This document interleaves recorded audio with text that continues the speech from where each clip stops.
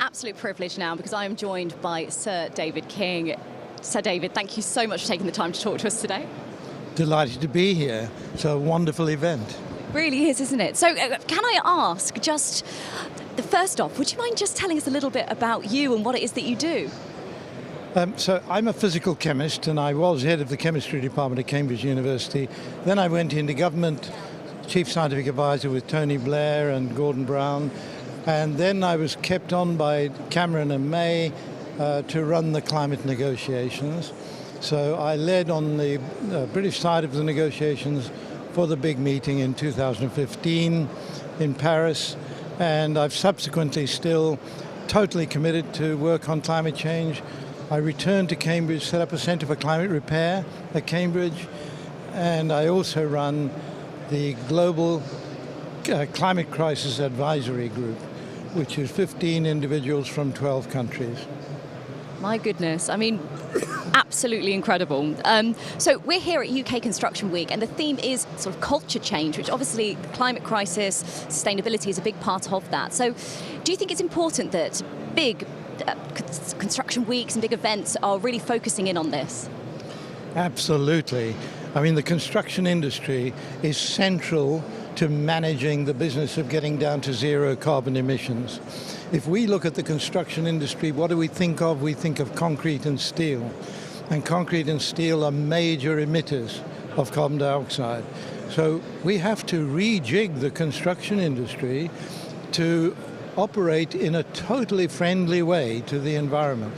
Now what that means is a massive opportunity for those companies that innovate into the future in a way that is manageable.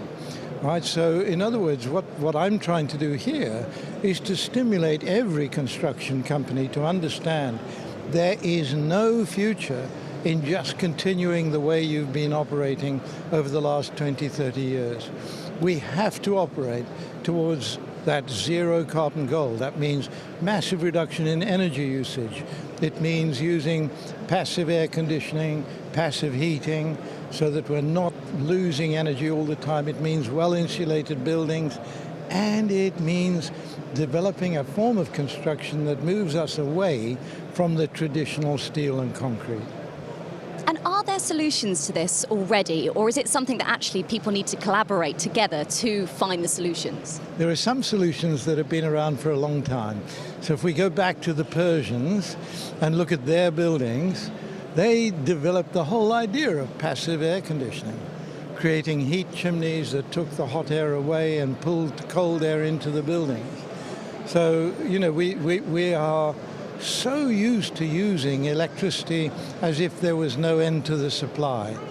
And so using our knowledge of history is a big part of how we move forward. But of course, there are many other innovative opportunities, and there are many, many people working to develop these, particularly in the universities of the world. Industry needs to be aware of what is going on.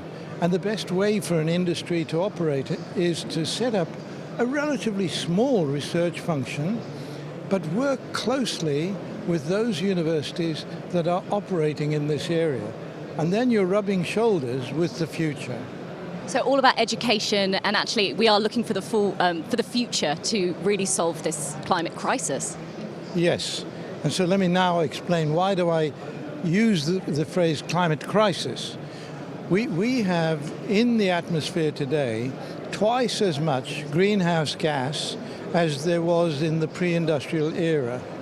Quite simply, that means the temperature will rise by 3-4 degrees centigrade, and already at 1.35 degrees centigrade, we know that we're suffering from extreme weather events, very much driven by what's happened in the Arctic Circle region. The Arctic Circle as a whole has heated up 3 degrees centigrade above the pre-industrial level. And that's all because the Arctic Sea during the polar summer is now exposed to sunlight.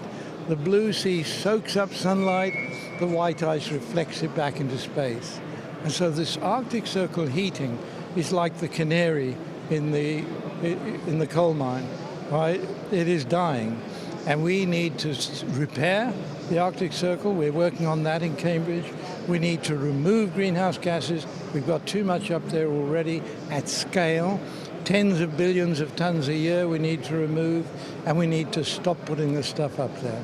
Goodness, so I mean, the education through this really does have to be the way forward, and that's why you're here at UK Construction Week, to talk us through all of these really important issues and educate everyone in the industry. And you're going to be here doing a talk as well, aren't you? So, oh, you've given a talk already, excuse me. So how did that go? It went very well. Where we are here now was pretty full, and a lot of good questions, yes. Fantastic. So David, thank you so much for taking the time to talk to us. Appreciate it. Thank you.